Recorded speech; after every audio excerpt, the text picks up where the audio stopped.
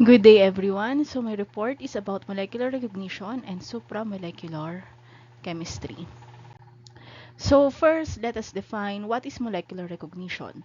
So it can be defined as the specific non-covalent association between a receptor molecule and a particular substrate. So I highlighted here specific and non-covalent because the interactions in this basically the two molecules involved are not covalent nor ionic. So they are intermolecular forces which are reversible. So anytime the molecules could separate. So an example of molecular recognition reactions, well, we can say it's a reaction because it's binding, but again, because of the nature of being a non-covalent association, they can dissociate. So examples are enzyme and substrate interaction, antibody-antigen interaction, neuroreceptor-neurotransmitter pair, and even actually signaling molecules in biological systems. So, by convention, most molecular recognition interactions, especially in biological systems, involve you have a very large molecules and a small molecule. So the smaller molecules will bind to the large molecules tightly and specifically. Actually, how tight the interaction depends on basically how strong the binding is, which we will be discussing later on. So the binding of this type is at the heart of most biological processes. In fact, the reason why we are alive are because of these molecular recognition reactions. So, since this is physical organic chemistry, let's look at thermodynamic analysis of this binding phenomena. So let's consider the two molecules, the ligand, the smaller one, and the receptor, which is the larger molecule. So I'm using here um, additional resources from our book since the studies in molecular recognition, the biological system rather, dominates studies on molecular recognition, and the convention is we have a receptor R and a ligand L. That's the convention.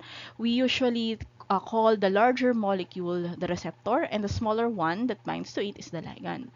So the receptor and a ligand is the binding of the receptor or the ligand to the receptor is a reversible reaction.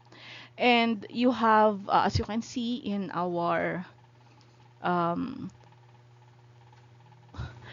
double-headed arrows, so you have this reversible interaction. So at any time they can dissociate.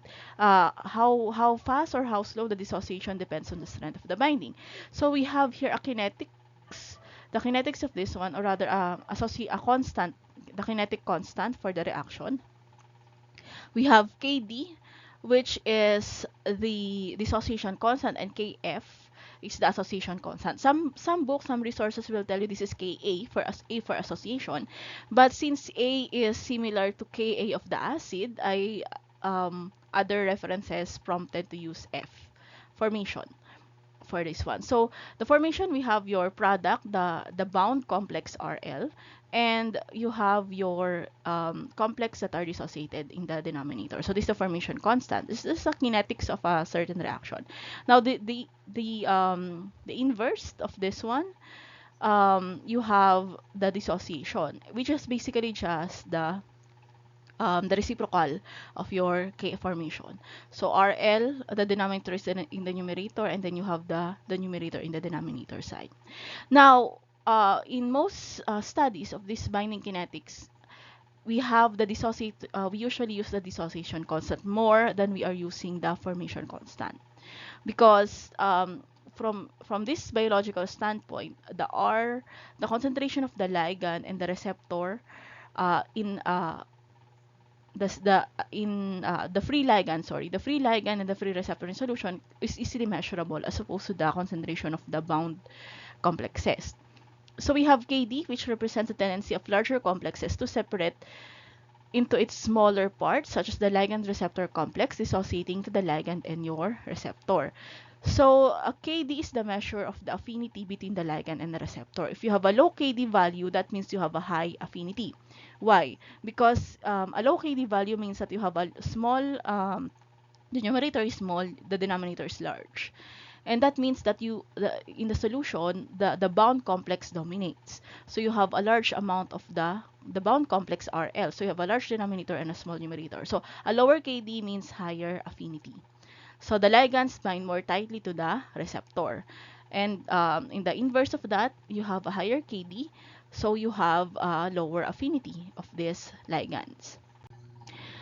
So dilution of the ligand receptor complexes tend to favor dissociation. So in dilute solutions, you have more dissociated complex. So in most biological system, the receptor concentration is usually fixed. It's the ligand that is variable. So if you increase the concentration of the ligands, you increase, of course, the tendency of binding. So if you dilute your ligands, you lower the association, so it favors the dissociation of the complexes. This is especially true for the case of administration of drugs or even poisons. So especially if a poison is a competitive inhibitor, so the best way to counteract that is to actually dilute your system. So why does dissociation favor rather why does dilution tend to favor dissociation? So if we consider this is just another representation of the previous one, which is the concentration of the complex and the free ligands and the receptors. So mole over volume, so that's molarity. So we can from here you can actually remove the volume, but one volume remains. Sorry, yeah, one volume remains in this one. So you have, so increasing the volume, you can now have your so you have a high volume of your solution. You have your K formation uh, increasing. So RL formation increases your entropy of the system, and then the dissociation increases. Sorry, the formation of the ligand receptor decreases your entropy, and the dissociation increases your entropy. So you now have your equilibrium, which basically you're playing around with equilibrium. So you shift the equilibrium if you increase the volume. So you all things being constant, so this is the kf value. So it doesn't mean that you increase the volume, you increase your kf, but rather, since kf is constant, it would require a higher concentration of your higher moles of your receptor and the ligand to actually compensate for the increase in the volume. So you now have your equilibrium shifting. So the shift is toward free ligand concentration as you increase your volume. So another concept in physical chemistry that we are usually applying in molecular recognition is the standard states. So when we have receptor, when we do calculations, we usually consider them in standard states. However, in reality, receptor ligand binding almost never occur under this standards condition. It's not always 1 molar. In fact, it's very, very small compared to 1 molar. But the significance lies in that we can compare. It's a standard of comparison for the affinity of the binding. So the significance of the standard states in the receptor ligand binding of biological system lies in the role of determining the equilibrium association or formation constant and equilibrium dissociation constant. So it's the yardstick. So because, for example, it's difficult to compare the affinity of binding of say ligand 1 in 1 molar of ligand 1 and 0.5 molar of ligand 2. So both of them, although even if it's almost impossible to achieve 1 molar, for example, if you are using um, natural product extracts and you have a very, very small yield, so you really cannot make up a 1 molar solution. So how do you measure this affinity? So that's why it's almost very unrealistic to really achieve the standard state. We just need to actually how do you, but we are using some standard states in some in our theoretical analysis in order to actually help us in comparison, comparing the tightness of the binding by having KDs in the similar categories or similar standards. So aside from standard states, we have Gibbs free energy. in binding, especially in molecular docking, Gibbs free energy is the desirable factor in determining the binding of your drug candidates in your receptors. So we usually look at delta G or even delta delta G. The double delta G, in fact, is used because it's delta G bind minus delta G free. So that's delta delta G. Now, in the Gibbs free energy, this is a crucial indicator of your thermodynamic favorability. So as a review, a negative delta G means you have an exergonic reaction. So that means you have a spontaneous reaction. This is favorable. We wanted a negative delta G. The more negative, the better. So the delta G can be calculated using the equation negative RT ln of Kf, or since we seldom use Kf, we are using Kd. It's negative RT ln of 1 over Kd, or positive RT ln of Kd. So, however, it's not always a negative value. So some ligand receptor interactions are actually positive. So again, negative delta G indicates favorable and stable binding. We have a spontaneous favorable binding here, whereas you have a positive delta G, it would suggest an unfavorable and a less stable binding.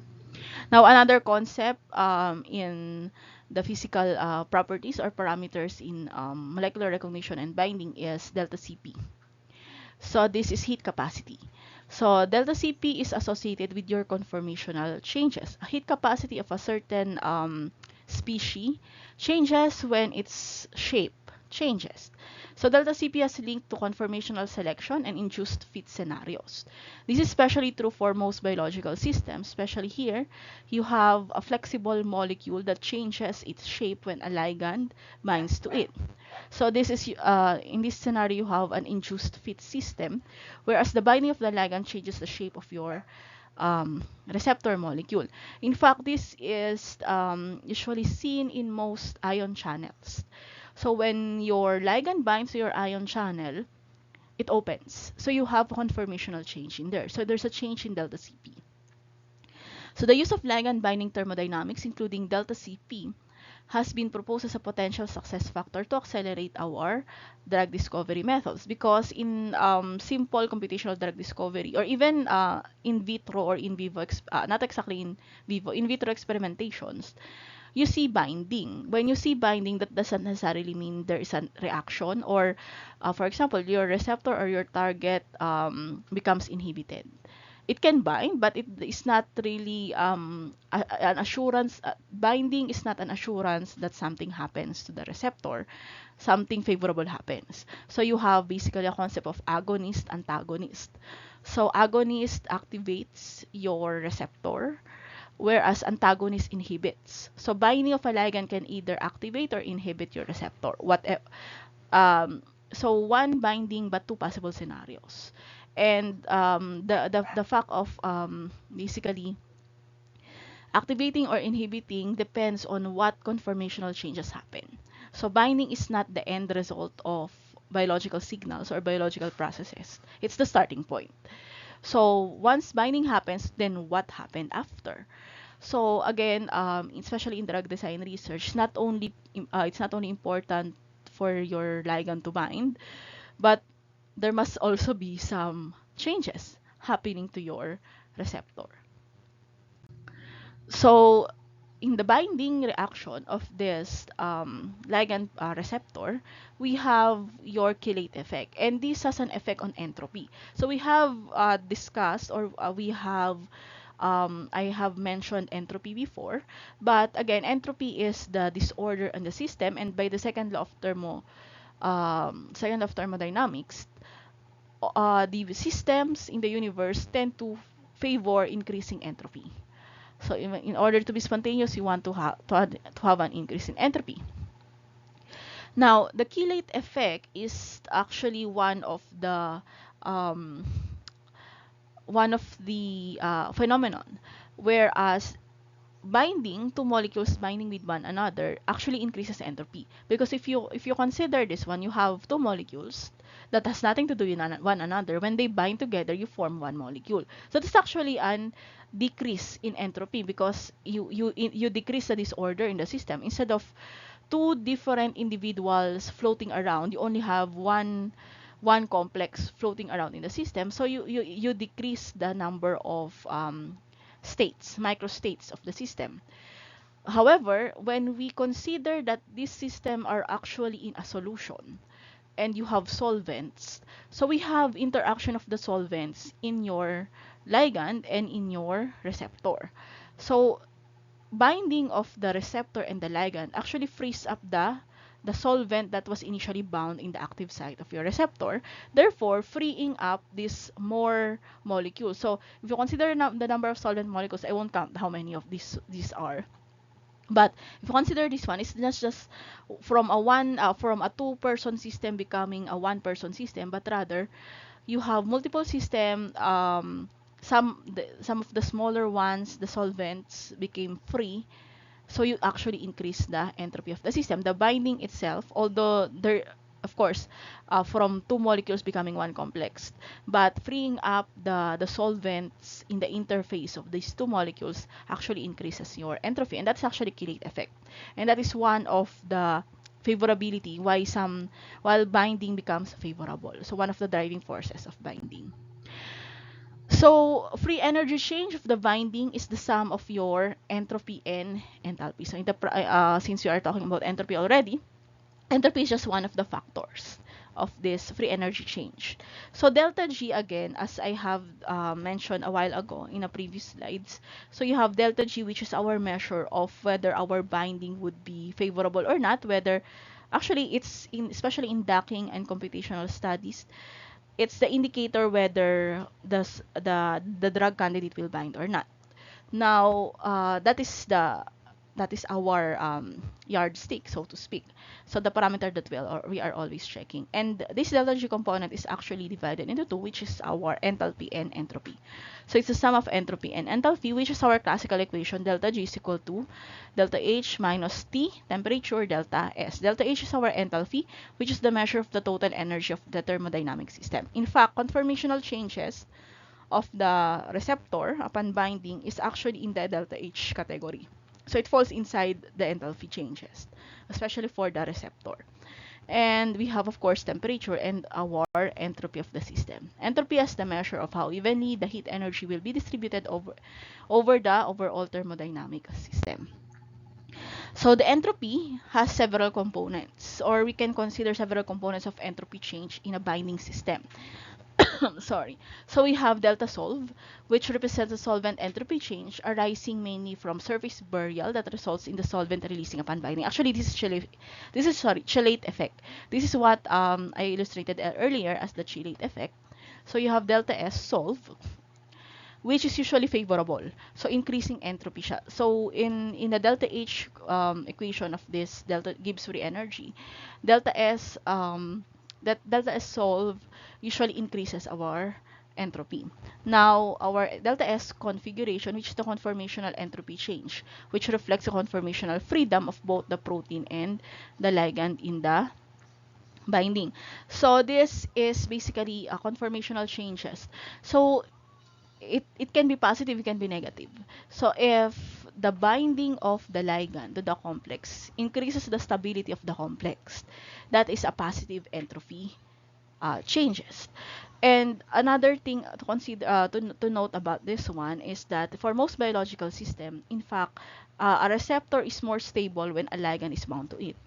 In fact, in most crystallization experiments, when we image the large proteins using X-ray crystallography, as a preparatory step, we need to crystallize the sample. A pure sample must be crystallized. But it was very difficult to actually crystallize a purely pure protein sample, the receptor only. It's almost impossible. what what is actually being done is that it's a co-crystallization. They crystallize the receptor with the ligand attached because they find it that the receptor are actually more stable, conformationally stable in the presence of a ligand. When a ligand is attached to a receptor, they are actually more stable, and it's easier to crystallize them.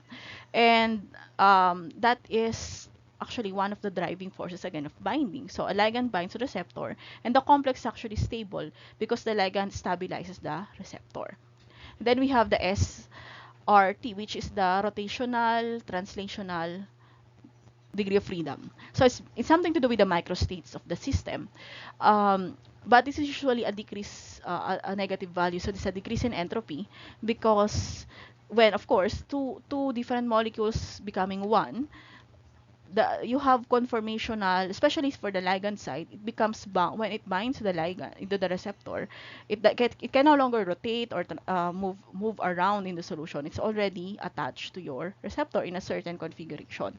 So there's a loss of microstate in that, and that is actually a decrease in the entropy. So this is usually a negative value for the delta S. But all in all, the delta S of ligand binding for a more stable or spontaneous reaction should be increasing. So the loss of rotational and translational movement of this ligand and the receptor, actually the microstates from these rotations and translations, would be compensated by the freed solvents of the solutions and the configuration stability of your receptor complex. Now, I have been talking here about 1:1 receptor ligand binding, one ligand binding to receptor, but that is not always the case. So we have, sometimes it's one receptor, multiple ligands, and sometimes it's even two receptors, or rather, we have, especially in the case of the DNA and not the DNA, the mRNA and the ribosomes. Ribosome is actually two large complexes, two large molecules. So you have the large subunit and the small subunit. Free ribosomes, when they are not attached to your mRNAs, they are two individuals. The small subunit first attaches to your mRNA and then followed by the larger subunit. Now we can consider the ligand to be the DNA, and then we have the receptor as the large and small subunit. So you basically have two receptors. It's actually a sandwich system. So again, this is a not 1:1 phenomenon. And my illustration about ribosomes also says that it's not always the ligand that is in the presence of multiples. So it's sometimes the receptor, although very rarely. What is actually more common is multiple ligand in one receptor. So in the case of this one, so you have your hemoglobin molecule. So in a hemoglobin molecule, so the binding of the oxygen, which is your ligand, to your molecule. So this is not a 1:1 phenomenon. So you have the affinity of oxygen increasing as more oxygen binds to it. So you have this basically 4 oxygen molecules binding to your hemoglobin. So when this scenario happens, so the binding of one ligand increases the probability of binding another ligand, and so on and so forth. So you have increasing affinity as more ligands attaches to your receptor. We call it cooperativity or even synergism. These are situations where the binding of one or more molecules to your receptor enhances or even weakens the binding of additional molecules. So we can also consider this one allosteric effects. It's allosteric because the two ligands are not actually touching one another. They are actually very far apart. But the effect of their effects with one another are actually felt throughout the whole molecule.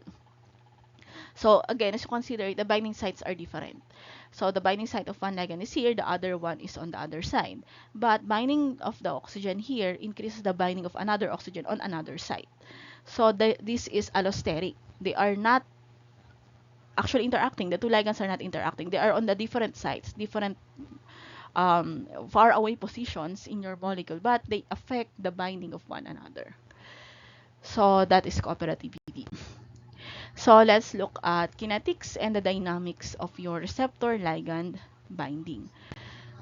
So let's look at the simplest case first. 1:1 binding, one receptor, one ligand. You usually see them in enzyme substrate complexes. So again, I'm just reiterating the equations I showed you a while ago. So we have the formation constant and the delta G of this one.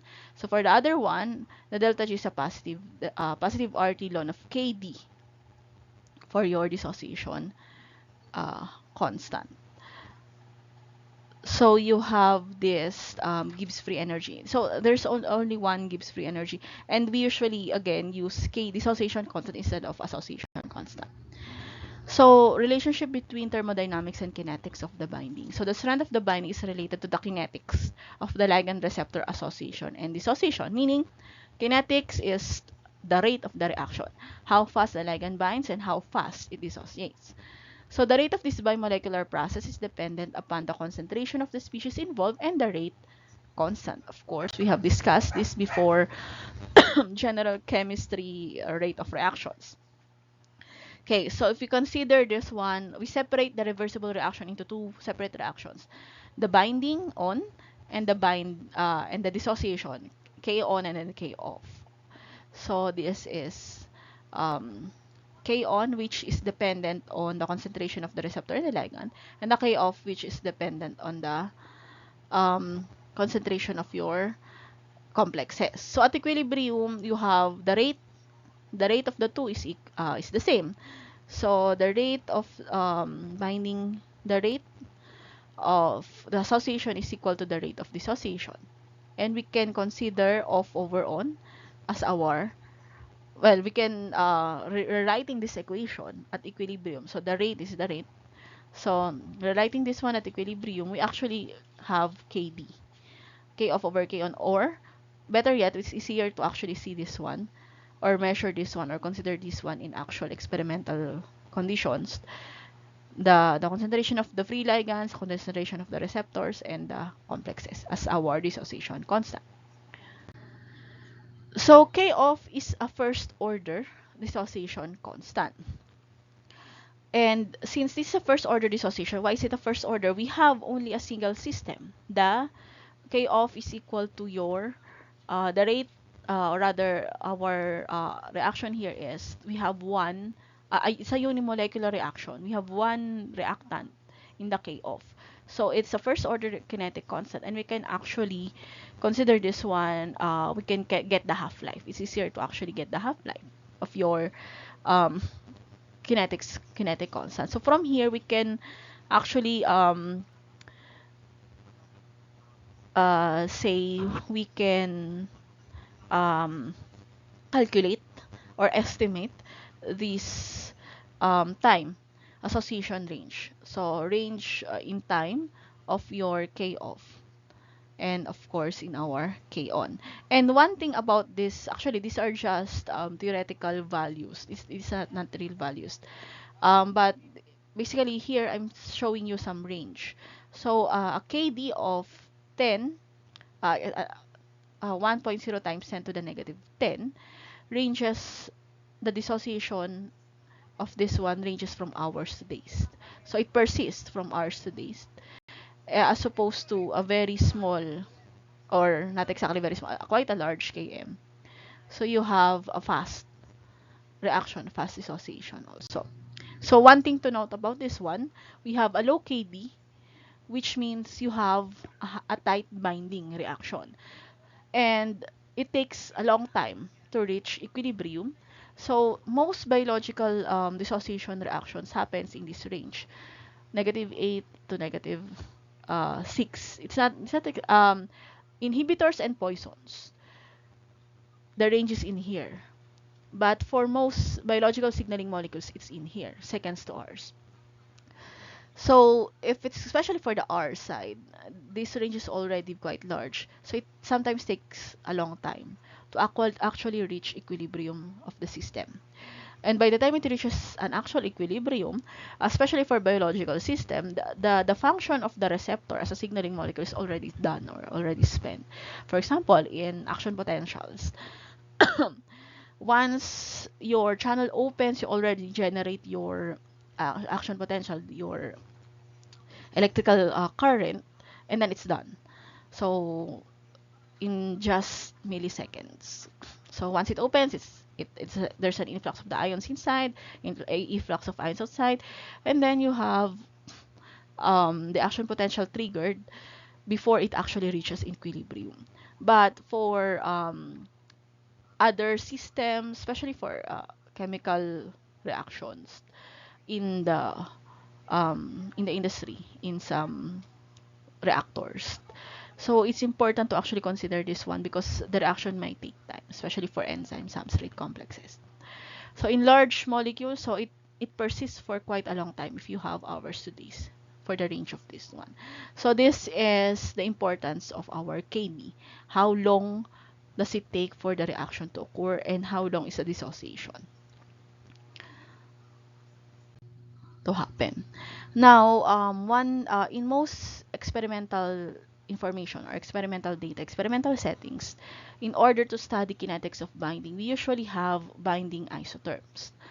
And some binding isotherms we have here from this equation, which is the ratio of the bound complexes with the total number of the receptors. So it's not the ligand. We are here considering the receptor because especially for most biological reactions, it's the receptor that are actually that performs the function. So it could be an enzyme that that catalyzes certain reactions. And the amount of the enzyme um, is the one that actually drives your system. Now, we are consider the R total, which is the receptor. Since especially for enzyme substrate complexes, the receptor is the one that is not it's basically remains constant in your solution because it's the one that is not being used up. The ligand can be used up in a reaction. Now, the free ligand, sorry, the bound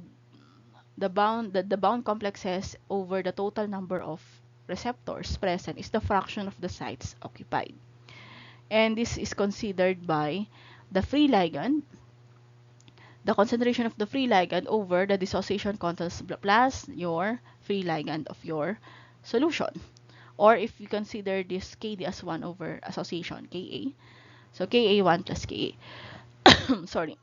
From this equation, it's observed that if one could measure the fraction of sites occupied as a function of your free ligand, you could map out a curve and you could fit it for getting a value of the dissociation constant. How tightly is your ligand bound to your receptor? And this is actually the binding isotherm. So we have your y-axis is the fraction of sites. F sub r is the fraction of occupied sites, and the x value is the free ligand concentration. So as you can see here, you have an exponential increase, but there comes a time where you have a plateau. That means you have saturated your receptor. So increasing the ligand concentration, of course, increases the number of sites that has a bound receptor. So, but of course, since the receptor is a finite in the solution, there will come a time that you would have a saturation. All of the receptor sites are occupied. So regardless of how much ligand you increased, you actually have this saturation. Now, the half maximal saturation and the amount of free ligand concentration required to actually achieve this half maximum point is actually your KD. And this is how actually KD is being determined in solutions. So this binding isotherm is actually reminiscent of your Michaelis-Menten kinetics of enzyme substrate complexes, because especially for enzyme substrate reactions, it's not the catalysis of the reaction from the reactant to the product that's actually what determines the rate of the reaction. It's actually the binding of your substrate to the enzyme catalyst. So it's again a binding reaction, and it's the one that's the rate determining step, because once it's bound, it's almost instantaneous for the product to be formed. Now, this is again the same as your Michaelis-Menten kinetics, which is the half maximum, the half saturation is the Km value. So in this case, since this is a catalysis reaction, this is Vmax, velocity of your reaction. Again, versus substrate concentration. So, one way to actually see our binding isotherm is similar to, since it shows similarity with our binding isotherm, our Michaelis-Menten kinetics shows similarity to our binding isotherm. We have the Lineweaver-Burk plot. And the counterpart of that is the Scatchard plot for the binding isotherm. So the plot is created by plotting the ratio of the bound ligand to free ligand against the total concentration of the bound ligand. So basically, it's a double reciprocal of the previous isotherm plot. So it's particularly useful in determining the number of binding sites and the affinity of the receptor for the ligand. Why? Because the y-intercept is the 1 over kd. So we now have the affinity value. And the x-intercept is the maximum number of binding sites of the receptor. So if we know, for example, the concentration of the receptor, we can, once we know the Bmax, which is basically the maximum number of binding sites, we can know that this receptor, if this receptor is a 1:1, or 1:2, or 2:1, or 1:4, how many ligands can the receptor accommodate? We can determine it from this one by getting the Bmax and knowing, of course, the concentration of your receptor. And again, the affinity is in the intercept, 1 over kd. Just get the reciprocal. So we have another one. Benesi-Hildebrand equation or plot is a graphical representation of the data obtained from measuring the absorption spectra of the reaction before and after the formation of the product and determine the association constant of your reaction. So again, similar to your scattered plot, we have, in this case, we have the slope as our KD, and you have your y-intercept as our Bmax. So these are the previous slide shows your analysis of the binding data to get our binding affinity and how many ligands can be bound to your receptor. So but in order to get those analysis, we need to have actual experimental methods. So these are experimental methods that are used. We have colorimetric assay. So we have actually, when binding occurs, there's a change in color or absorption, especially for conformational changes of the proteins, which can be observed. UV absorbance. So we have, for example, for some proteins that has tyrosine and tryptophan residues. So when you have a solution of a certain complexes, when these tyrosine and tryptophan complexes are involved in the binding reaction, there's actually a changes in the absorbance of the UV, and then we can get the needed experimental data. Now, this is a 1:1 binding model. So this is your binding isotherm, and this is the data points from your experimental data. So as you can see, you have a good fit for a 1:1 binding. But most experiments does not have that one good fit. Instead, you have this ill-fitting side on this one. Actually, this one, it's a good data, but what is really important is around here. What is more functional is in here, and as you can see, it's not a good fit. So this is not it's not an exponential curve, but rather a sigmoidal one. It's an S-shaped curve. So this means you do not have a 1:1 binding, and this means that you have a more cooperative binding. So homocooperative binding is a 1:2 or even 1:n, depending on the number of the ligands that you have. For that can bind to your receptor, but homocooperative means it's the same ligand. Okay, so same type of ligand, but these ligands can bind to. We have multiple binding sites in your protein. So you have first the binding of the first ligand and then the binding of the second ligand. So a two-step, or even depending on the number of binding sites that you actually determine later on, it can be 3, it can be 4, it can be 5. And their binding isotherm is sigmoidal. So in here, you will see, unlike the previous exponential that it's just a simple increase in the initial increase in your binding, there is somewhat a lag in the initial lower concentration of the ligand, and then a sharp increase in the middle side. So this is reminiscent of cooperative binding. So one binding of one ligand can affect the binding of the second. So you have an initial lag in this one before you go up.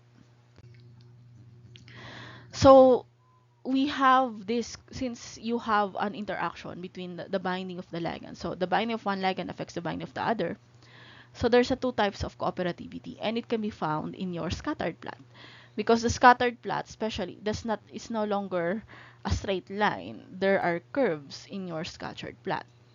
And positive cooperativity, as you can see, binding of the ligand molecule to a receptor increases the affinity. So you have this curve here, and the negative cooperativity occurs in the other direction. The binding of one ligand negatively affects the binding of the second ligand to your receptor.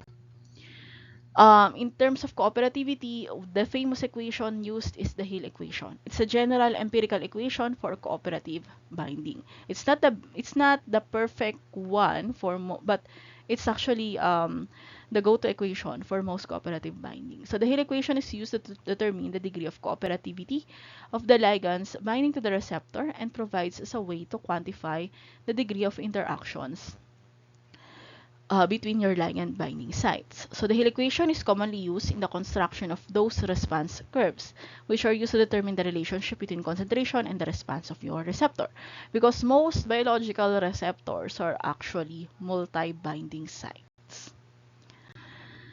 Okay, so here is the Hill coefficient. So from the Hill equation, we can determine the Hill coefficient. And this is a measure of the degree of cooperativity. So the Hill coefficient is calculated from the slope of your scattered plot. So Hill coefficient is greater than 1 indicates a positive cooperativity. So as you can see here, so the red one is our 1:1. So 2 and 4, you actually form more sigmoidal curve. So the darker blues color are the multiple cooperative binding here. And you have this coefficient of less than 1, negative cooperativity. So the shape of the curve is actually quite interesting because in this positive cooperativity, there's a lag first. The initial lag is because the first ligand to bind to the receptor, there is a large energy, activation energy needed to actually bind to your receptor. But once it's already bound, it's easier for the second to bind. So that's why you will see here a sharp increase after binding. After the first ligand binds to the receptors, there's a sharp increase because the activation energy is now lower. This is the direct opposite of the other one. It initially binds first, lower concentration has a good binding, but increasing the concentration slows down the binding because they negatively affect one another. So, speaking of cooperativity, what if it's not homo-cooperative? What if it's hetero? So that means you have two different molecules that can bind to a single receptor. And that is where you have your inhibitors and substrates. Usually, we call it inhibitors, especially for enzyme substrates, inhibits the reaction. Another one, if we can actually consider them also as agonist or antagonist. Agonist is when an agonist binds to your receptor, it increases the tendency of the substrate to actually bind to your receptor. Now, antagonist is your inhibitor, basically. So, there are many things, many sides that can happen, especially in biological systems. So you have here inhibitors when it binds, especially for competitive inhibitors. For example, here is a competitive inhibitor. This is the active site where the substrate is supposed to bind. Your inhibitor binds to the substrate, and so your inhibitor binds to the enzyme. Therefore, the substrate cannot bind anymore. So you inhibit the reaction. And this inhibition is actually viewable in our Lineweaver-Burke plot and our enzyme and our equations, kinetics equations.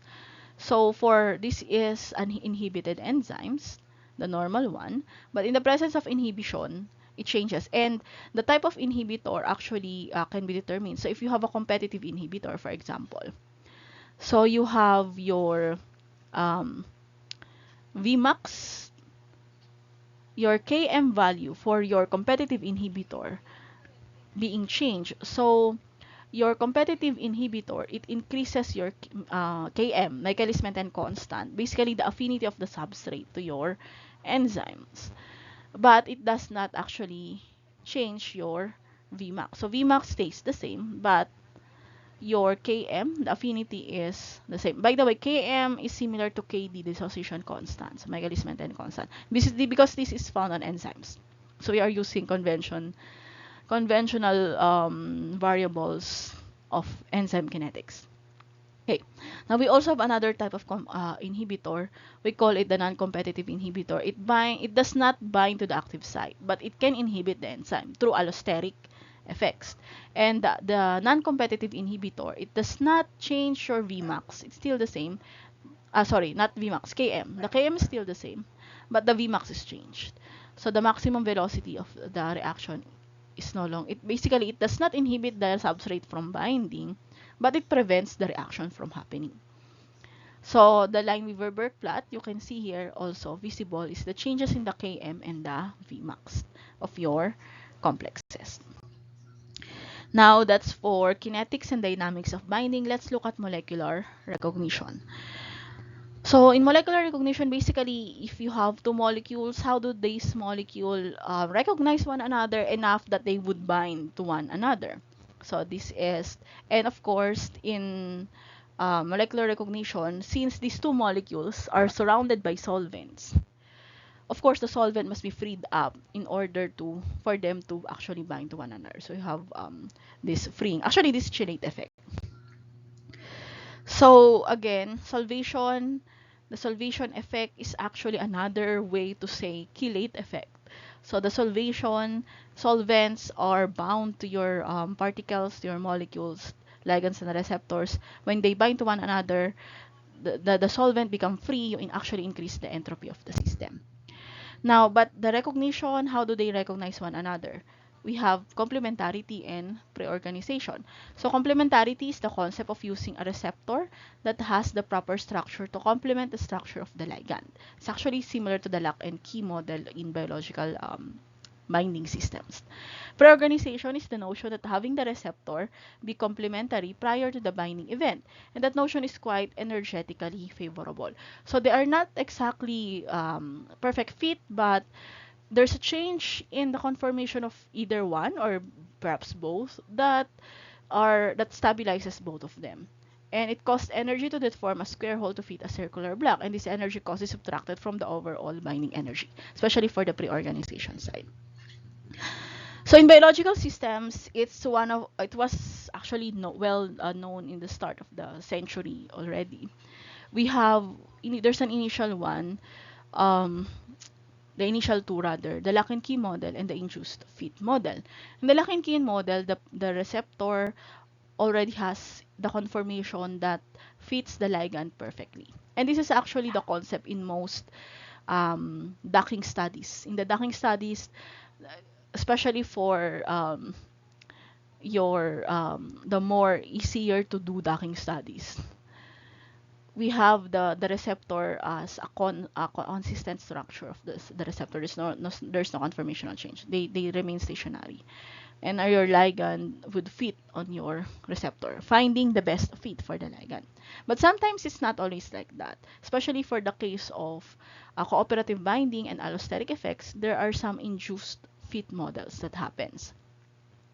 So the induced fit is that interaction of the receptor to your ligand your receptor would change conformation to actually fit your ligand. So in the first one, this is the Lakin-Key model. It's entropy dominated because in this case, you basically the entropy change. What drives the system is the entropy changes. Why? Because of the freed solvent. Because again, these are in solution. Your solvents are attached to your ligand and your receptors. Once they bind together, all of the solvents are on the lines of this interface would be free. So you increase disorder of the system. In the other side, the induced fit model, although there is a solvation effect, but what dominates this one is the conformational change. Because this conformation, the bound conformation, is the most stable conformation of your receptor. So this is what drives the binding here is actually enthalpy, the conformational change. Now, the last one is conformational selection. This is relatively new, and this one it's the most theoretical of them because in the conformational selection, there again it's something to do with somewhat similar to the induced fit. So your receptor has many conformations, and it will form the conformation that is the most energetically favorable for it, And then when it assumes that most energetically favorable conformation, your ligand will attach to this one. So this one assumes a lots of conformational your receptor to exist in the solution in various conformational states. This is a relatively new concept, and there are some, of course, resistance to this concept at first. Okay, so in biological system, here is an example from our study with Akira Kuchiki, Ryan Mailim, and Michelle Till Chan with Dr. Tayo. Um, this is actually a simple docking study. And but I showed it here to you because molecular recognition, so how does it fit, is because of these molecular interactions. This is the blue one represents the protein and our ligand is in yellow. So you have interactions, molecular interactions, and these molecular interactions between molecules are varied. So we have acid-base interactions, we have positives and negatives, polar, non-polar interactions between them. So in this case, for example, you have negative sides here, you have hydrogen bonding, you have acids, again, acid-base reaction, etc., etc. So these are the possible reactions. So the binding site has these residues that interact with the molecules or the atoms of your ligand molecule. So they form these intermolecular forces that actually holds this complex together. And that is actually how biological system, how molecular recognition. So first, it must fit inside the site. So it should be in the perfect size. And not only in the size, but in the electrostatic, electrochemical environment of that packet, of that binding packet. So you must have a favorable environment for that to happen. Now, going from biological systems to non-biological systems, in order to actually dissect, because in biological system it's free for all interaction. So when I say free for all, whatever interaction um, is possible. So in a single binding, you can see hydrogen bond, you can see acid-base reaction, positives and negatives. You can even see polar, non-polar, non-polar, and polar-polar interactions, all in one ligand and receptor binding interactions. But in non-biological systems, it's a more deliberate. The type of recognition or interaction is more deliberate. So one example of this large molecule is a crown ether. So a crown ether is a relatively small, uh, not, well, relatively small for the other examples in this report, but a crown ether is basically a circular ether molecule, whereas your oxygen forms an ion dipole bond with the ligand, and your ligand is actually a metal.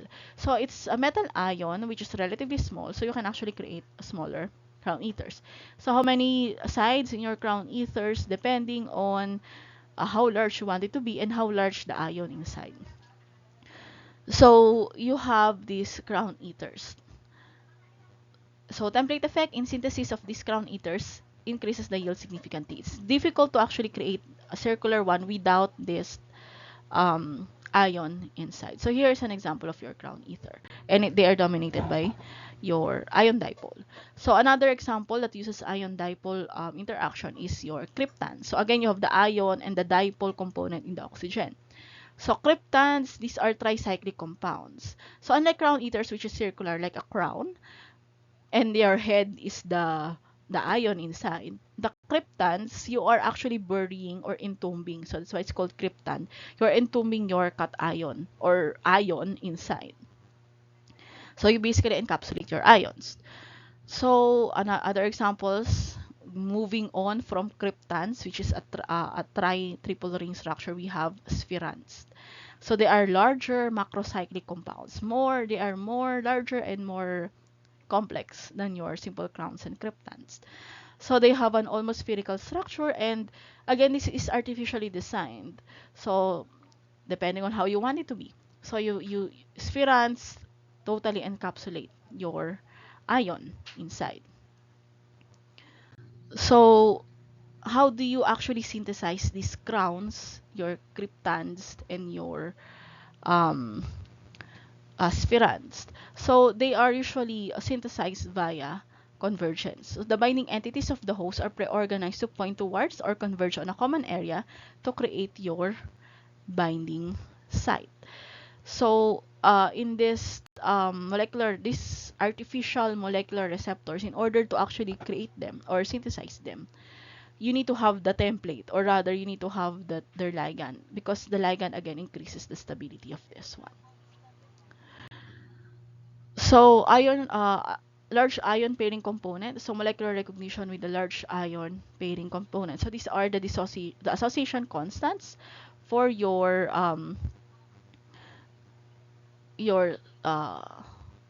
molecular receptors or artificial receptors. So again, in the synthesis, this all happens in the synthesis. So especially in synthesizing this non-biological, artificial receptors. So the solvent involved in your synthesis is actually quite important. So because the solvent must stabilize, because these large molecules, it's not kinetically driven. When you synthesize these molecules, they are not a kinetically driven reaction. It's more of thermodynamically driven. In fact, entropy driven. So they find the most stable conformation by entropy entropy is driving it. Okay. Now, aside from ion dipole interactions, how about hydrogen bond? Among the intermolecular forces, hydrogen bond is one of the strongest. And this molecular recognition is actually exemplified in a biological system here in the case of the pairing of the two DNA strands.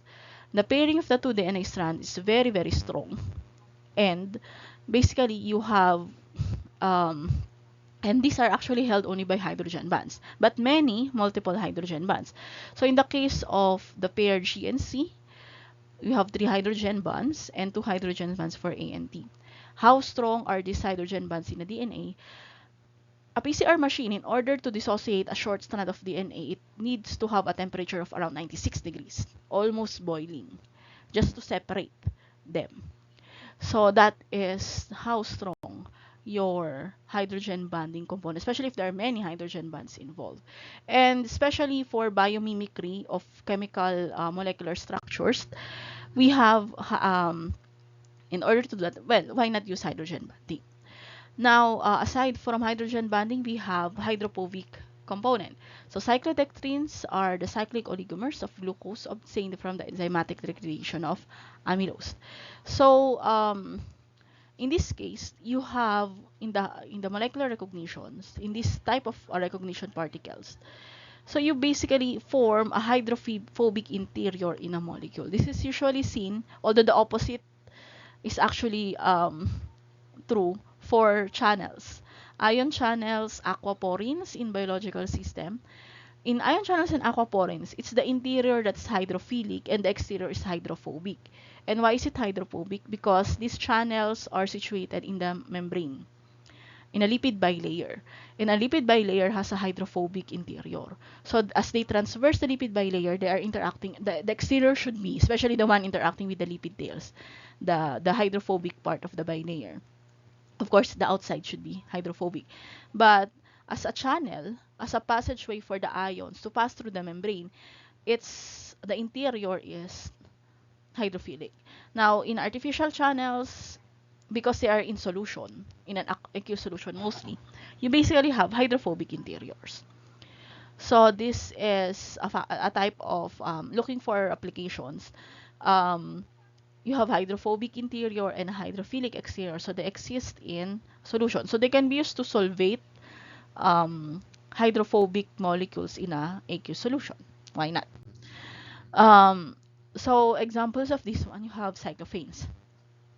They are simply cyclic compounds with aromatic rings as part of your cycle. So when water solubilizing groups are attached, adjustable sizes and shapes could be designed, and a much wider range of guests become amenable to study. When we say guest, the ligand that would bind to this large macromolecule. So these are actually, are again, artificial receptors. So hydrophobic interior, and hydrophilic exterior. So it allows, basically somewhat similar to micelle formation. It allows for hydrophobic substances to be in an aqueous environment. So aside from that, we have the cation pi interaction. So you have an ion and the pi electrons. So pi electrons mostly of benzene rings, aromatic rings. So again, if you remember aromatic rings, they have electrons moving around, circulating, because it's conjugated double bonds. You have circulating electrons in this side and in this side. So as electrons, of course, they are attuned to positive ions. So it's an pi, cation pi interactions. So if you actually create a receptor molecule with pi or conjugated double bonds, you can actually secure your a cation interior, a cation in the interior for this one. So not only that, you have polar pi interactions. So polar molecules and a pi electron, polar especially for a positively more basic polar molecules interacting with your pi system. Okay, so those are some interaction. Actually, those individual interactions found in your artificial receptors, uh, combinations of those are actually found in biological systems. So a single ligand can have cation polar pi interactions, at the same time hydrogen bonding, at the same time even cation pi, especially if you have a metal cofactor in your binding site. Now, since it's chemistry, so let's look at supramolecular chemistry. Speaking of a large constructs, artificial molecular constructs. So, supramolecular chemistry is supra means beyond the molecular side. Chemistry beyond the molecule. So, this is supramolecular chemistry. And when we say beyond, we are looking at very, very large molecules. So, this is the biological side. In fact, molecular biology is supramolecular chemistry. Um, but again, since we are already studying the creation, Lord's creation, it's already there. In supramolecular chemistry, they are trying to mimic these biological systems, and you have your um, mimicry of this biological system. That's why it's also included it here to give you they are actually found on the same scale. So DNAs, proteins, viruses found on the same scale as the supramolecular chemistry. Actually, nanotechnology is around here. So most of them have their inspiration in biological systems. So what is supramolecular chemistry? Is the field of chemistry that focuses on the study of chemical systems composed of a discrete number of molecules. Supramolecular chemistry encompasses concepts such as molecular self-assembly, molecular recognition, host-guest chemistry, mechanically interlocked molecular architectures, and dynamic covalent chemistry. So as I said before, especially in synthesizing these large artificial receptors, it's actually not kinetically driven, they are thermodynamically driven. Thermodynamic control governs this supramolecular structure. It's not the speed, but it's the stability because they are very, very large. So thermodynamic control is governed by the relative stability of the products that occur under a reversible equilibrium condition. So when you want to synthesize them artificially, you must have patience because if you want to synthesize them fast, you might create a non-stable molecule. So kinetic control is determined by the rate of product formation. So what forms first is the dominant. This is usually found on small molecules chemistry, as in molecular chemistry, or even simple chemistry that we see in undergrad. But thermodynamic chemistry, thermodynamic control is looking at your energy field and what conformation has the most stable, lowest energy field. So here is the energy field for proteins. A protein is actually just a string, a very, very long string of amino acids. But they form their own characteristic shapes because they have their own stable conformations. So they have multiple conformations, and we have chaperone proteins to help them achieve their native conformation. And failure to achieve this native conformation would result in the formation of amyloid fibrils, which is actually a problem. But anyway, that's a different field anyway. So again, the thermodynamic control is it's like a slowly finding your most stable state of being for the case of your large molecules.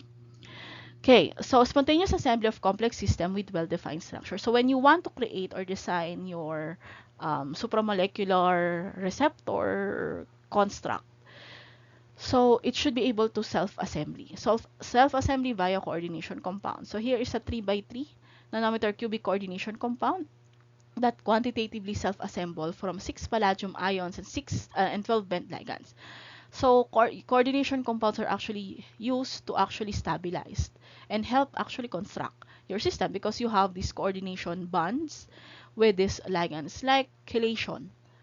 But instead of a single a monodentate ligand, you have bidentates or multiple dentates in your system that eventually forms your cage.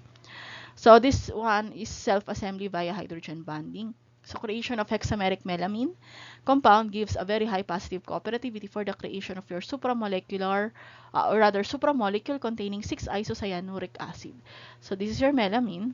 You form hydrogen bonding, so you form this supramolecule. And you have, because of this, well, it's design. It's a design. It's basically like architecture, but you're doing this one in a molecular level or nano level. So we have several novel supramolecular architectures. So we have a catenane, a type of mechanically interlocked molecular architecture in a supramolecular chemistry. So it's like a puzzle, a metal puzzle ring. So it consists of 2 or more interlocked macrocycles, which are molecules containing 2 or more intertwined rings. So the interlocked rings cannot be separated without breaking the covalent bonds of these macrocycles. It's like a ring. If you are fond of puzzle rings, this is a puzzle ring, molecular version. So you have one ring interlocked with another ring. So this is your catenane. So a catene, another one, is a type of a supramolecular architecture composed of interlocked cyclic molecules linked together in a linear chain. So a catenane is just 2 rings. Catene is multiple rings. Catene or catena or cadena is a chain. So catene structures are formed through non-covalent interactions such as hydrogen bonding, mental coordination, and pi-pi interactions. So the interlocked cyclic molecules can be composed of various building blocks such as crown eaters, cryptans, and cyclodextrins. So here is a catene. So this is their monomeric unit. You form this more complex structure and more complex ring. You want to add more rings, add more rings, add more rings. So you actually have this structure that can be stuck together. So this is a catene. It doesn't necessarily have to be the interaction of multiple rosettes units is not necessarily must be covalently bonded. It can also be just simple intermolecular interactions. But many interactions added together actually forms a rather strong bond with one another. A rather strong interaction. So here are another example of a catene. So simple monomeric structure, you actually assemble this one to ring. Now bear in mind that in order to form this one, they should be formed spontaneously in a reaction. And that is why one of the problems with this one is it takes a long time for them. You must be able to have patience in order to actually form them because they should form spontaneously. So their design should be that they should form spontaneously. There is no guiding molecule, unlike in biological system. For example, when we are polymerization, for instance, synthesis of proteins, which are actually large polymers, proteins and even nucleic acids, there's an enzyme involved that actually does the work of polymerization. But in this one, they should spontaneously assemble in a solution. So that is one of the things to consider in this one. But again, they form this cadena chains. So many possibilities that they form this non-interlocked chain, multiple interlocked chains. This is the best case scenario, but you must be very, very lucky to achieve that. Okay, next we have rotaxene. Rotaxene is a mechanically interact molecular architectures.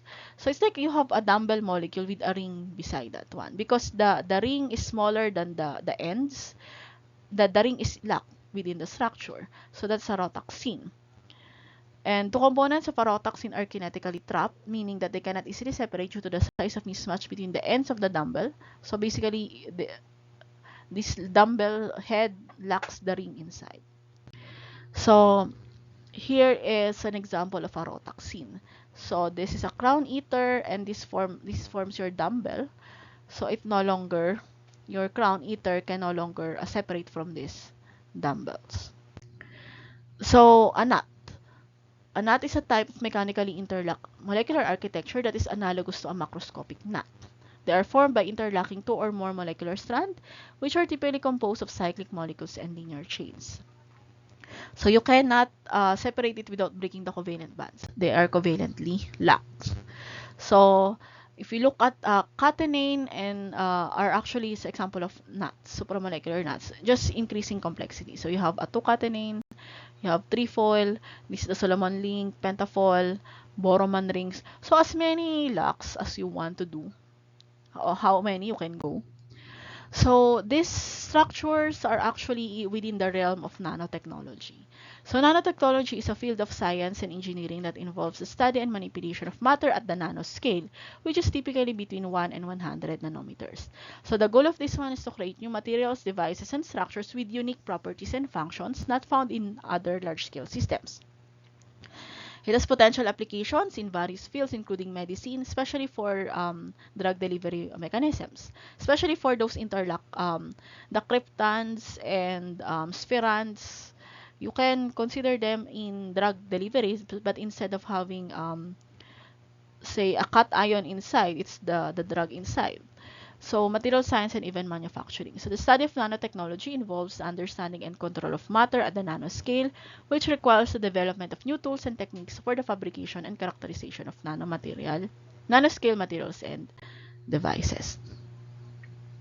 So, some of the one of this one is a container compound, which is a closed surface structure that completely encapsulates an inner void. So under appropriate condition, this inner void can be filled by another molecule.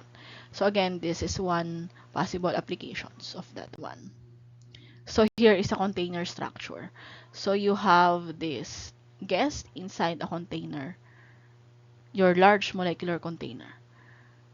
So carcerans, hemicarcerans, and hemicarceplexes. So these are some nanotechnology, um, basically in the field of nanotechnology now. So moving on from supermolecular structures, we have carcerans, hemicarcerans, and hemicarceplexes. So carcerans are a type of supramolecular host molecule that can completely trap or imprison your guest within its cavity. Now, there is no longer a way for the guest to escape. So, carcers to incarcerate or to imprison. However, if you imprison the whatever it is, the ligand inside, it can no longer be functional. So, carceran is not as convenient as the hemicarceran and hemicarceplexes. So, hemicarceran and hemicarceplexes, they can allow the what is inside to exit at certain conditions. So again, the idea is the same. So this is a carceran, this is a fullerene outside, and then basically a molecule inside the guest. You can trap a guest here. So, but it can no longer exit. So here is a carciplex. So you entrap your carciplex in here. So it's carciplex because you have a flexible ring structure around. But you have hemicarcerans, the carcerans that can open, the hemicarcerans.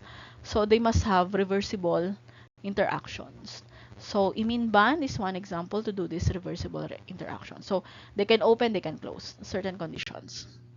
Tryptophanes.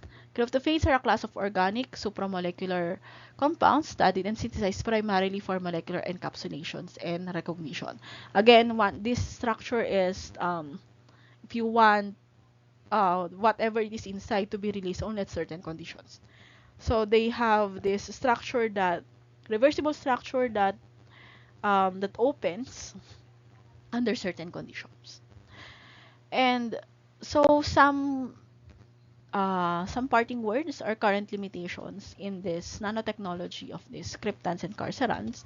So again, since it's a thermodynamically driven reaction, it's long, it's very difficult to actually synthesize, but it's also requires solvents.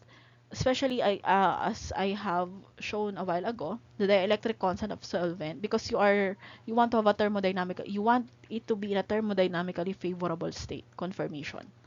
So you increase the stability of the environment. So you are using large amounts of solvents, but low yields, because there is no